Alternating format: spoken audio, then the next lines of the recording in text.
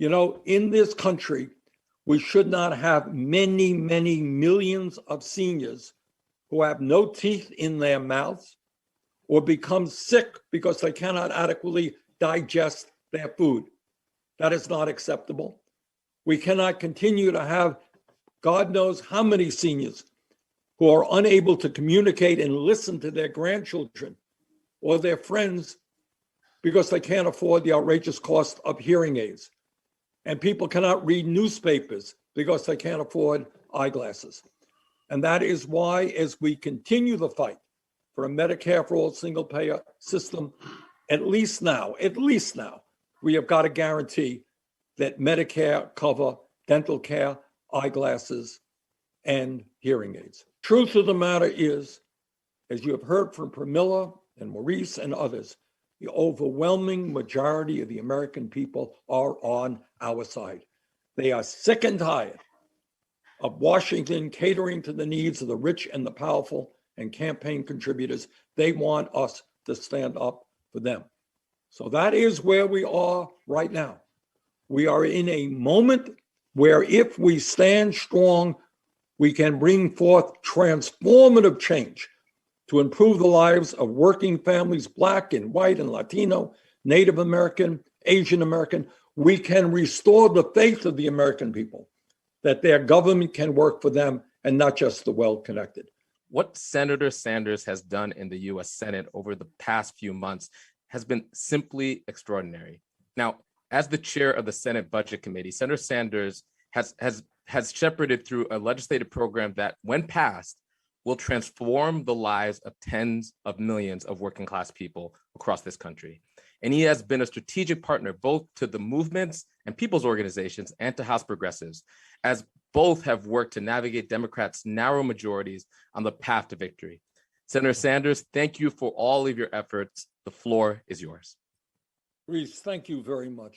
And let me not only thank you, but thank the progressive movement throughout this country for electing great progressives to the Congress, more progressives there than we've ever had in recent history, and for mobilizing the American people to justice. So thank you very much for what you are doing, for what Greaser is doing.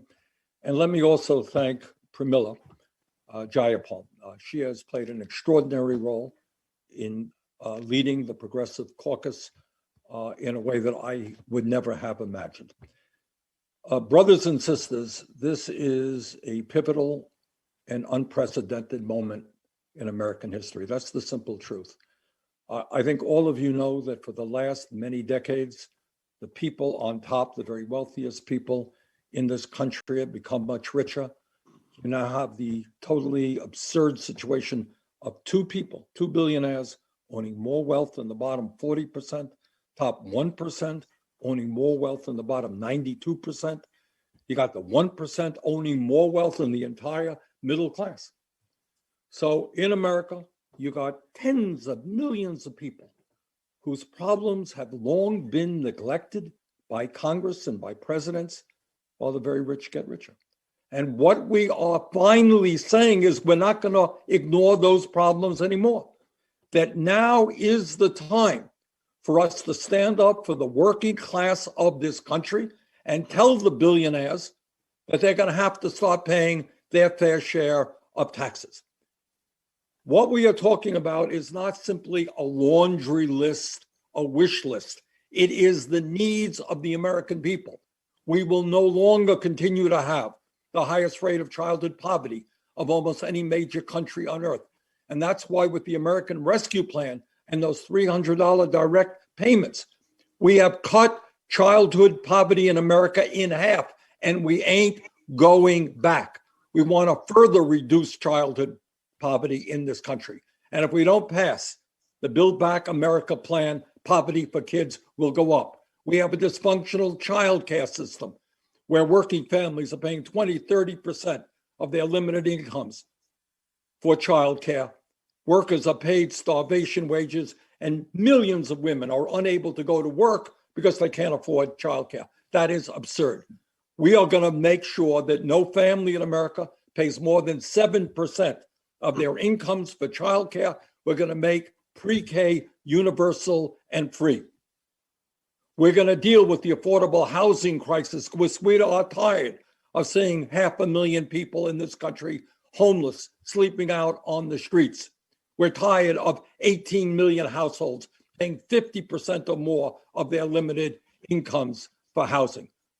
We're going to deal with climate because we know we have the moral responsibility to address that so that the planet we leave for our kids and grandchildren is healthy and habitable. Yeah, we do have the guts to take on the fossil fuel industry and transform our energy system away from fossil fuel to energy efficiency and sustainable energy. And we're going to deal with the home healthcare crisis.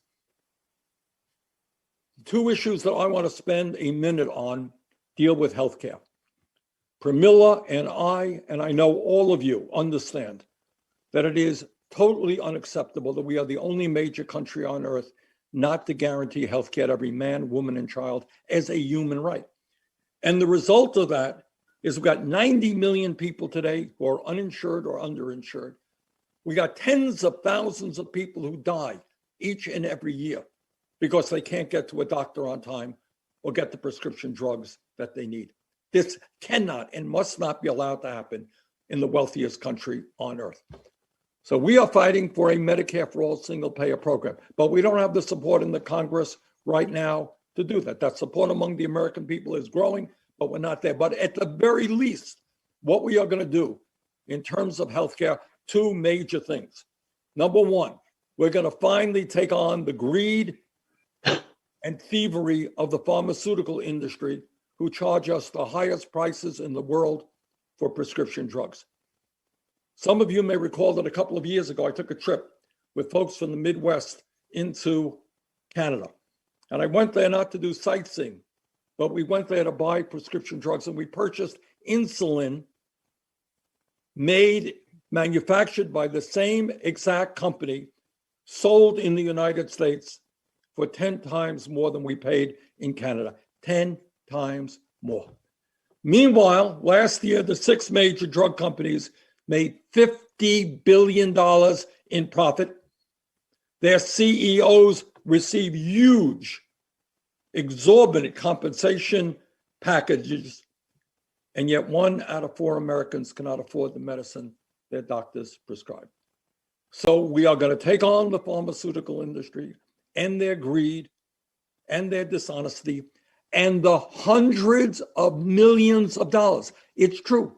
Hundreds and hundreds of millions of dollars they are spending to defeat the Build Back America plan and our determination to lower the cost of prescription drugs. And the other thing that we are going to do in terms of healthcare, terribly important to the American people, is to expand Medicare to cover dental care, hearing aids, and eyeglasses. You know, in this country, we should not have many, many millions of seniors who have no teeth in their mouths or become sick because they cannot adequately digest their food. That is not acceptable. We cannot continue to have God knows how many seniors who are unable to communicate and listen to their grandchildren or their friends because they can't afford the outrageous cost of hearing aids. And people cannot read newspapers because they can't afford eyeglasses. And that is why, as we continue the fight for a Medicare for all single payer system, at least now, we have got to guarantee that Medicare cover dental care, eyeglasses, and hearing aids. So here we are at a moment when the ruling class of this country, the big money interests, I'm talking about the drug companies, I'm talking about the insurance companies, I'm talking about the fossil fuel industry, we're talking about the billionaires who don't want to pay their fair share of taxes. They are spending ungodly amounts of money to try to defeat what we are doing. But the truth of the matter is, as you have heard from Pramila and Maurice and others, the overwhelming majority of the American people are on our side. They are sick and tired of Washington catering to the needs of the rich and the powerful and campaign contributors. They want us to stand up for them. So that is where we are right now. We are in a moment where if we stand strong, we can bring forth transformative change to improve the lives of working families, Black and white and Latino, Native American, Asian American. We can restore the faith of the American people that their government can work for them and not just the well-connected. So I want to thank all of you at the grassroots level for all that you are doing, and we've got to continue the fight. We can win this thing, transform America, and restore faith in democracy. So Maurice, thank you very much.